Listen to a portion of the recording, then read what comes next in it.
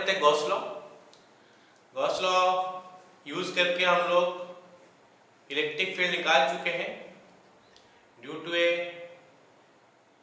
Sphere, hollow sphere, due to a solid sphere और due to a line charge. Okay ना। आज हम लोग निकालते हैं, चलो, due to plane sheet of charge. Okay, heading लिख लो।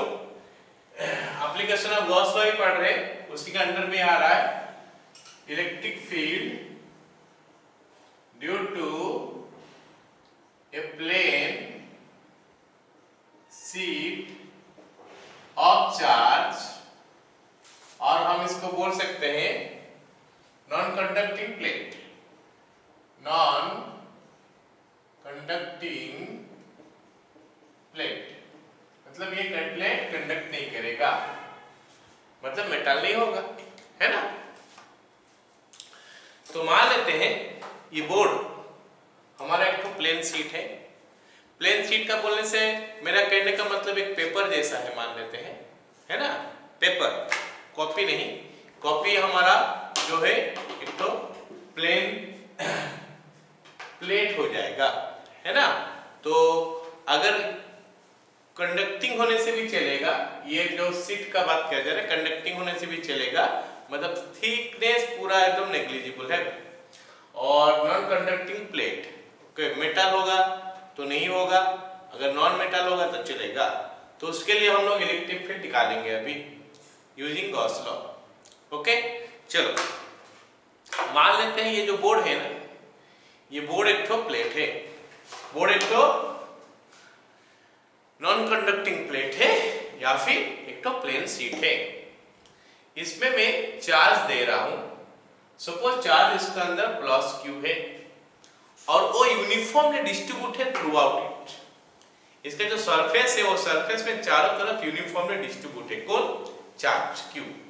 ओके, तो उसके लिए फील्ड बनेगा, फील्ड बनेगा कि नहीं? तो जो फील्ड बनेगा उसके लिए तो मैं जब पढ़ाया था इलेक्ट्रिक लाइंस ऑफ फोर्स बताया था, अगर प्लेन शीट है तो उसके लिए फील्ड लाइंस कैसे आता है, वहां से 90 डिग्री का निकलता है। तो यहां से जो फील्ड लाइन निकलेगा वो फील्ड लाइन कैसे होगा, ऐसे पॉजिटिव चार्ज है ना, बाहर निकलेगा like this, like this, like this. तो ऐसे करके इलेक्ट्रिक लाइंस ऑफ फोर्स निकलेगा। अगर नेगेटिव चार्ज होता तो अंदर जाता, पॉजिटिव चार्ज है तो बाहर आएगा, नेगेटिव चार्ज होता तो अंदर जाता। क्लियर ना? ओके, तो इलेक्ट्रिक फील्ड का बारे में पता चल गया कि उसका डायरेक्शन ऐसा है। अच्छा, अब वो फील्ड निकालेंगे कैसे, है ना। तो उसके लिए पहले ये एज्यूम कर लेते हैं, ये जो बोर्ड है, ये बोर्ड का एरिया ए है, चार्ज क्यू डिस्ट्रीब्यूट हुआ है थ्रू आउट यूनिफॉर्मली, तो इसमें चार्ज डेंसिटी जो है सिग्मा हो जाता है क्यू बाय ए। ए हो गया area of the plate. Okay ना। तो हम इलेक्ट्रिक फील्ड निकालेंगे। मान लेते हैं यहां से थोड़ा आगे, थोड़ा आगे बोलने से बहुत दूर नहीं, थोड़ा आगे, इसका तो जस्ट आगे यहां पे, राइट।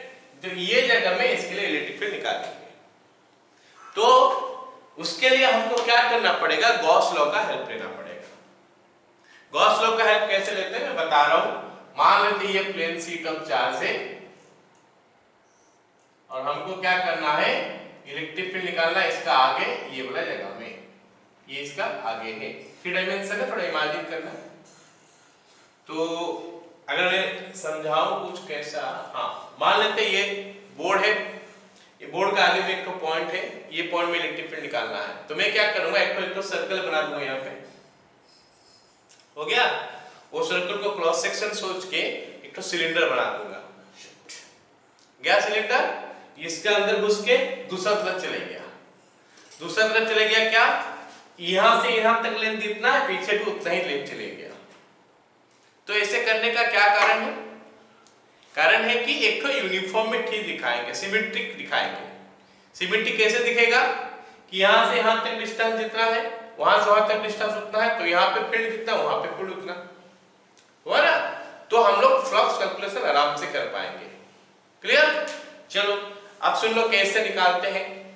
तो ये जगह में मान लेते इलेक्ट्रिक फील्ड ई है, हमको पता तो है कि बाहर आ रहा है, तो फील्ड ऐसे बाहर आ रहा है, ये क्लोज सरफेस हो गया तो नॉर्मल ऐसे आएगा, तो फ्लक्स निकल जाएगा, पॉजिटिव निकलेगा। अच्छा, इसका पीछे तरफ जो है फील्ड उधर जा रहा है, उसका नॉर्मल भी बाहर की तरफ जा रहा है, वहां भी फ्लक्स पॉजिटिव निकलेगा। तो इसके लिए फ्लक्स पॉजिटिव निकला, पीछे तरफ का जो एरिया है उसके लिए फ्लक्स पॉजिटिव निकला। बाकी हो गया ऐसे गोल होकर जो कर्व सरफेस है, वो सरफेस के साथ तो फील्ड पैरेलल है, और हमको पता है कि अगर फील्ड सरफेस को पैरेलल होता है तो उसके लिए फ्लक्स जीरो होता है। ये मतलब ये गॉसियन सरफेस में जो इमेजिन किया, वो गॉसियन सरफेस में ये फ्लैट में आएगा फ्लक्स, और पीछे तरफ का फ्लैट में आएगा फ्लक्स, जबकि इसका जो कर्व है उसमें फ्लक्स आएगा जीरो। तो तीनों को मिला देंगे तो टोटल फ्लक्स निकल के आ जाएगा। ये हमारा कैसे निकला? कैलकुलेशन से। अब हम उसी चीज को गॉस लॉ यूज करके निकाल देंगे।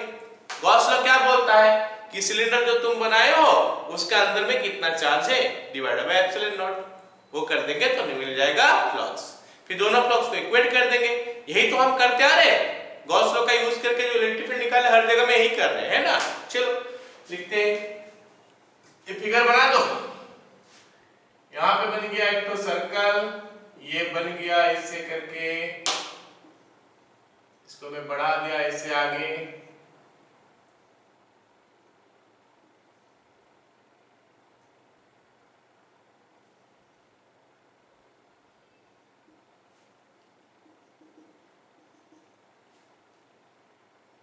नहीं बना ठीक से।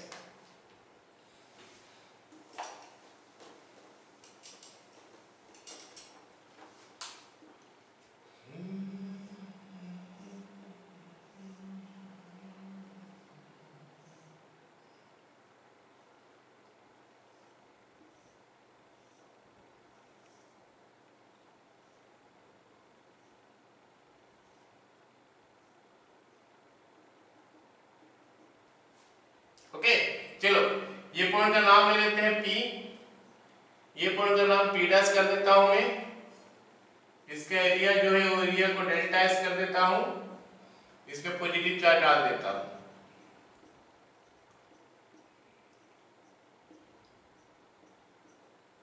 ऑलराइट, इसमें चार्ज डेंसिटी सिग्मा हो गया और सिग्मा का वैल्यू क्यू बाई हो गया। ठीक है, ये फिगर ड्रॉ कर लो।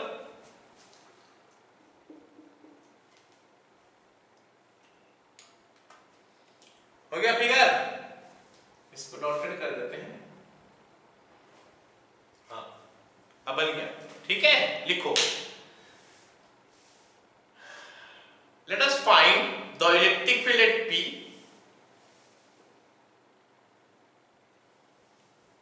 at a small distance from a plane sheet having a positive charge Q and charge density sigma, having positive charge Q and charge density sigma. So electric field, uniform electric field will come out of the sheet. Okay, full stop. To find the electric field at P, let us draw a Gaussian surface which is cylindrical in shape, having cross section delta S such that P dash and P are at the same distance. P dash and P are at the same distance from the plane sheet. Full stop. Okay.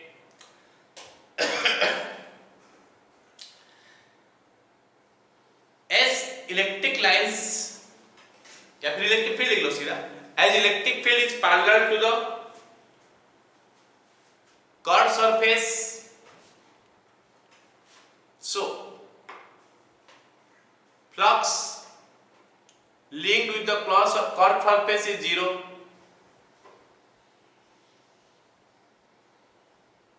Okay, आगे flux linked with the surface at P is, इसका आगे में लिखा therefore phi chord is equal to 0. Flux linked with the surface at P is phi, ये flat लिख देता हूं, at P is equal to E into delta S, where E is equal to strength of electric field at P. Okay, next phi flat at P dash is equal to E into delta S again, क्योंकि ये delta S है तो ये भी delta S होगा. Okay, तो ये तो electric field at P and P dash लिख देता हूं. तो दिस वन हो गया. Therefore flux linked with Gaussian surface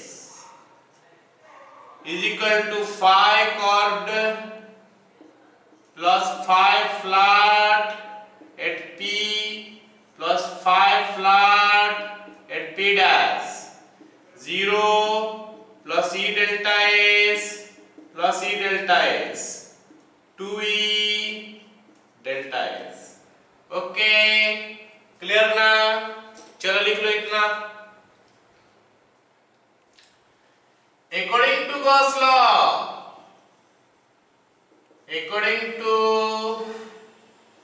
Gauss law, flux linked with Gaussian surface is, तो Gaussian surface का साथ कितना फ्लक्स लिंक्ड है,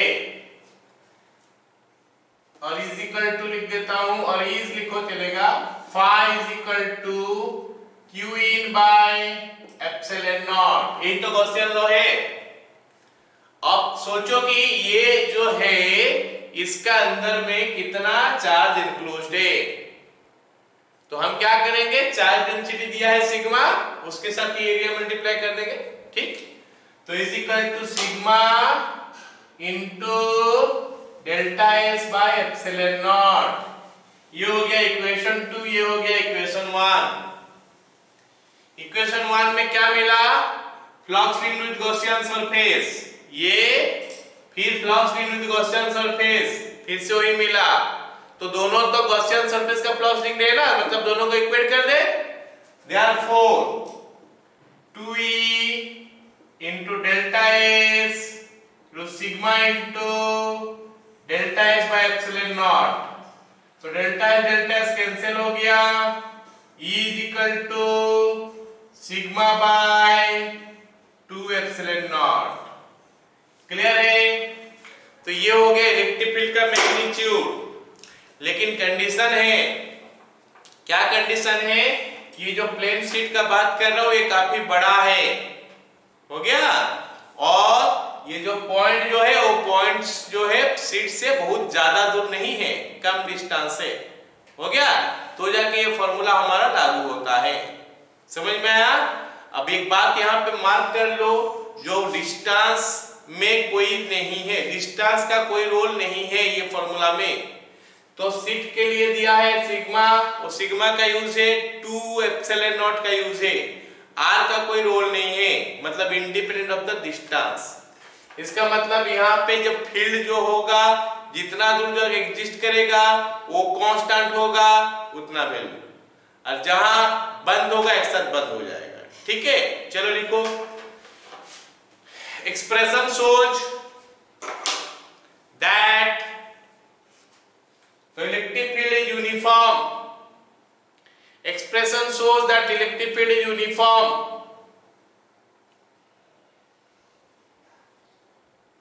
Okay, and is independent of the distance of the point from the sheet, provided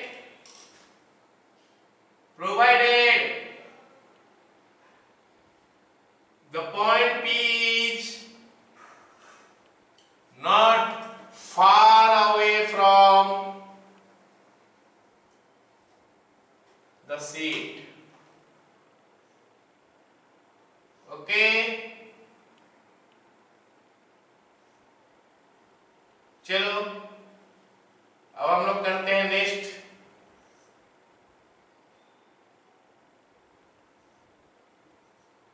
heading electric field due to a plane conducting plate, due to a plane conducting plate,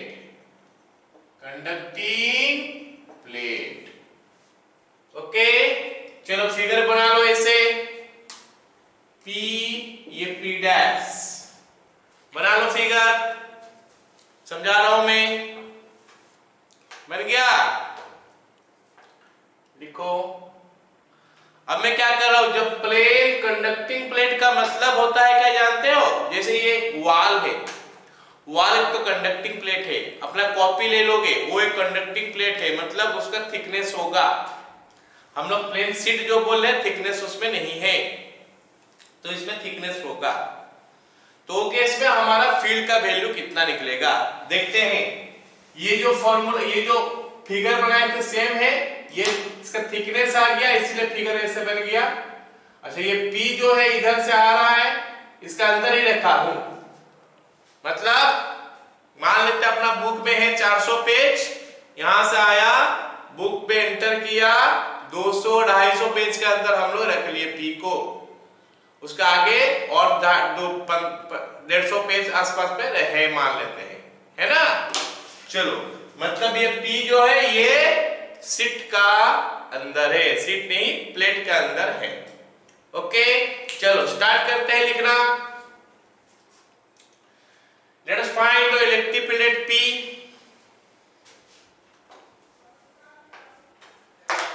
at a certain distance, bracket में लिख दो, not very far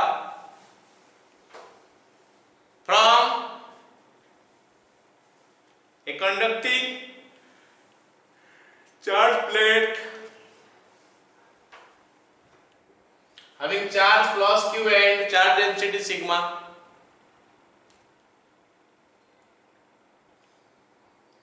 to find the field at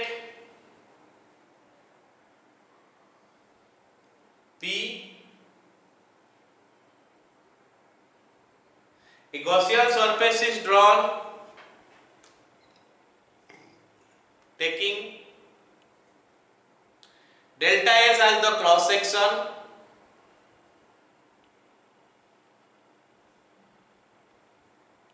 delta S as the cross section, which ends at P dash, such that P dash is inside the plate, okay। चलो अब लिखते हैं, as electric field is parallel, as electric field is parallel to the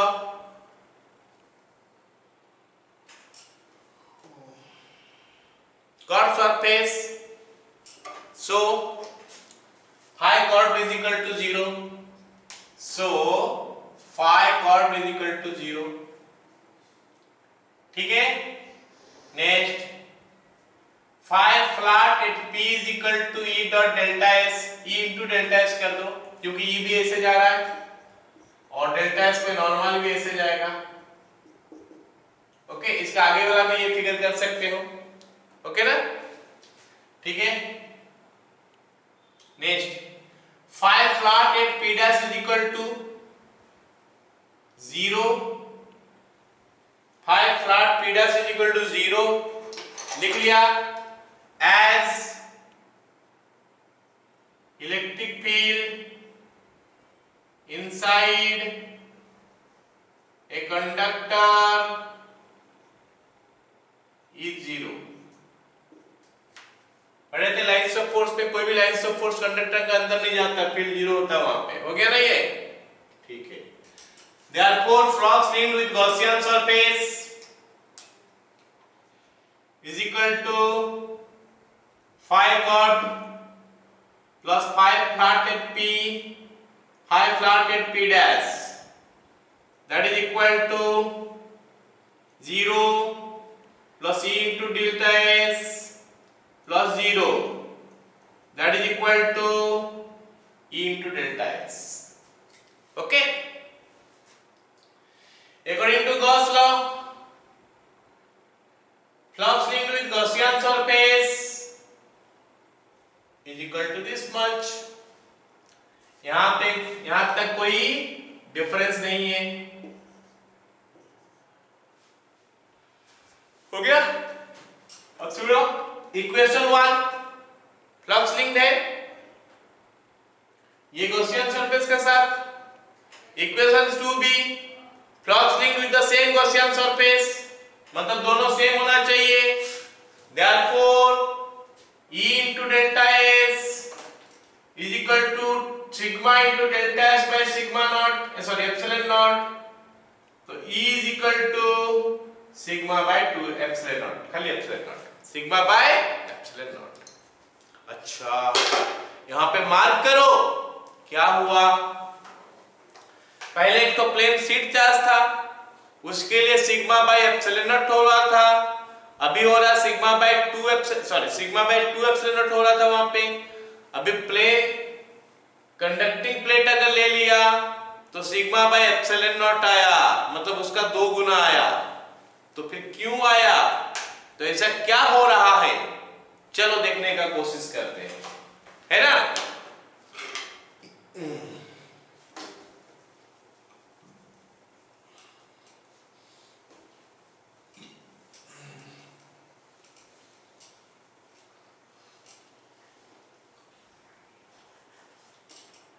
तो हम लोग का मिला क्या, electric field due to conducting plate is equal to, non conducting पहले लिखते हैं, is equal to sigma by 2 epsilon not.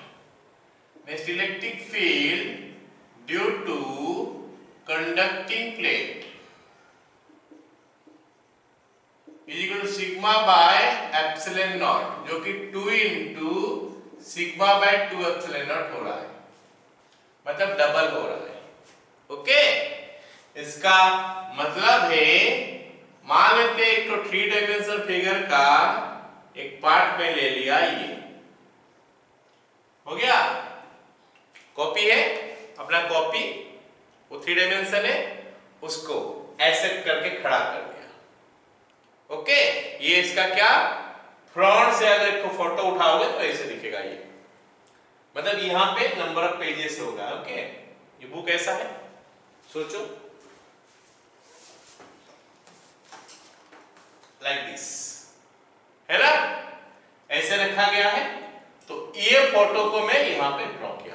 Okay, अब सुनो मेरे बात, अगर मैं यहां पे चार्ज दे रहा हूं Q, तो क्या होने वाला है, इसमें सिग्मा चार्ज डेंसिटी हो गया. अगर मैं एक तो पॉइंट ले लूं P यहां पे, सुनो मेरे बात, तो बताओ मेरे को, अभी जो ये फॉर्मूला लगाया उसके हिसाब से यहां पे इलेक्ट्रिक फील्ड होगा, ये प्लस होगा ना, ये प्लस है. इसके लिए यहां पे फील्ड जो है कैसे आएगा, लाइक दिस, है कि नहीं. और उसका वैल्यू कितना होगा, sigma by 2 epsilon not. Okay, लेकिन ये पॉइंट तो इसका अंदर हो गया, कंडक्टिंग प्लेट का अंदर हो गया, मतलब यहां पे फील्ड 0 होना चाहिए, लेकिन अब तो इतना निकला, कुछ तो गड़बड़ है इसका मतलब. तो यहां पे एक और फील्ड भी आना चाहिए, सुनियो मेरे बात. और वो दूसरा वाला फील्ड किधर जाना चाहिए, टू द राइट. कितना वैल्यू का होना चाहिए, सिग्मा बाय 2 एप्सिलॉन नॉट का. नहीं समझा. ओके, अब वो फील्ड के लिए क्या होगा, यहां पे एक और फील्ड जो ऐसे जाएगा, सिग्मा बाय 2 एप्सिलॉन नॉट. तो उसके लिए चार्ज तो चाहिए, उसके ये फील्ड कहां से आएगा, उसके चार्ज कहीं पे और नहीं है, तो फील्ड अपने आप आ जाएगा क्या, तो कहीं ना कहीं तो चार्ज होगा. तो वो चीज हमको सोचना पड़ेगा कि कहां से ये आएगा। तो वो फील्ड, ये फील्ड जो है ये प्लेन शीट से ही बनता है। ये तो एक शीट बन गया, इस शीट का दूसरा तरफ सोच सकते हो, मतलब जो प्लेट है वो प्लेट का जो दूसरा तरफ है वो भी एक शीट जैसा काम करेगा। हम सोच सकते हैं कि यहाँ पे भी चार्ज प्लस होगा। सोचना पड़ेगा, मजबूरी है, नहीं तो फील्ड इसके अंदर जीरो नहीं होगा। समझ रहे हो?